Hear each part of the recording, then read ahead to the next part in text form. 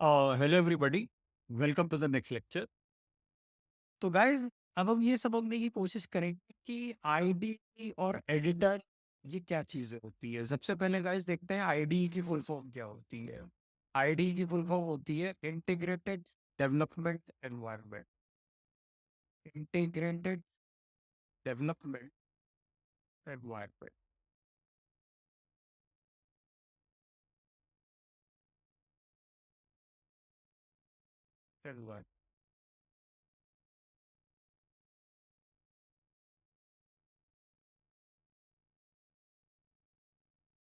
Okay.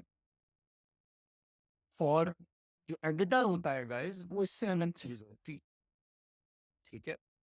आप कुछ ऐसा समझ लीजिए कि अगर आप इन दोनों का कंपैरिजन करना चाहते हैं तो आप कुछ ऐसा समझ लीजिए कि आईडी जो है वो माइक्रोसॉफ्ट वर्ड है और जो एडिटर है वो नोटपैड है। ठीक है। तो अगर आपको बताओ तो नोटपैड एक बहुत ही सिंपल सा इंटरफेस है नोटपैड का। यानी कि जब आप नोटपैड ओपन करते हैं तो उसके अंदर अ, बस कुछ लिमिटेड ऑप्शंस ही होते हैं, ज़्यादा कुछ नहीं होता है उसके अंदर। ठीक है। लेकिन गाइस, जब आप माइक्रोसॉफ्ट वर्ड ओपन करते हैं तो उसके अंदर बहुत सारे ऑप्शंस। ओके। यानी कि आप माइक्रोसॉफ्ट वर्ड के अंदर मैथमेटिकल इक्वेशन भी लिख सकते हैं, आप फॉन्ट भी चेंज कर सकते हैं, साइज भी बढ़ा सकते हैं, घटा भी सकते हैं, वर्ड आर्ट भी डाल सकते हैं, कोई पिक्चर भी डाल सकते हैं आप वर्ड डॉक्यूमेंट के अंदर। ओके। अगर आपको कोई रिपोर्ट बनानी है तो वो भी बना सकते हैं। ठीक है। आप बहुत सारी चीजें कर सकते हैं एक वर्ड डॉक्यूमेंट के अंदर।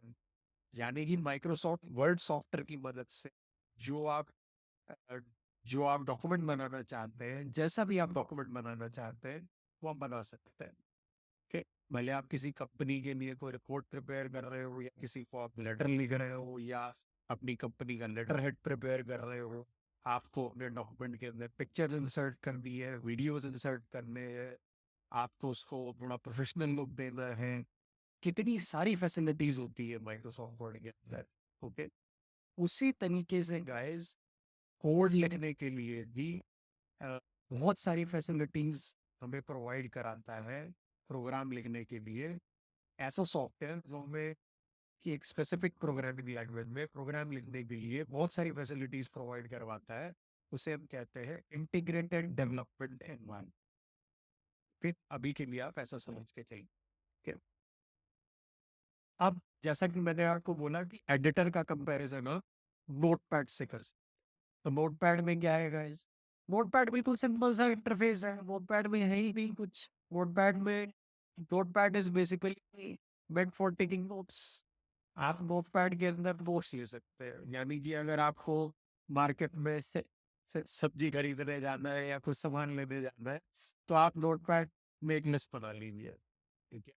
इनफैक्ट आपके फोन में भी नोट्स बनाने के लिए बहुत सारी एप्लीकेशन आती है आजकल, आपने देखी होंगी। तो आप बेसिकली एडिटर को उससे कंपेयर कर सकते हैं। यानी कि अ, अगर आप अगर आप एडिटर के अंदर कोड लिखते हैं या प्रोग्राम लिखते हैं किसी भी प्रोग्रामिंग लैंग्वेज में, तो बहुत ही लिमिटेड फैसिलिटीज है आपके पास। आप ज़्यादा कुछ नहीं कर सकते उससे। ओके। ज़्यादा फायदा नहीं है एडिटर में कोड लिखने से। ठीक है। तो फिर कहें कि फिर हमने इसकी बात ही क्यों करी? आईडी की ही बात करते हैं, एडिटर की क्यों बात करी हम? ठीक है। तो गाइस, देखिए, कहीं ना कहीं एडिटर के अपने कुछ बेनिफिट्स और आईडी के अपने बेनिफिट्स। ठीक है। अब ये बेनिफिट्स क्या है, और अ, इन दोनों में से हमें क्या यूज करना चाहिए या क्या यूज नहीं करना चाहिए। अभी आपको फर्स्ट टाइम देख के तो ऐसा ही लग रहा होगा कि हमें आईडी यूज कर लेना चाहिए।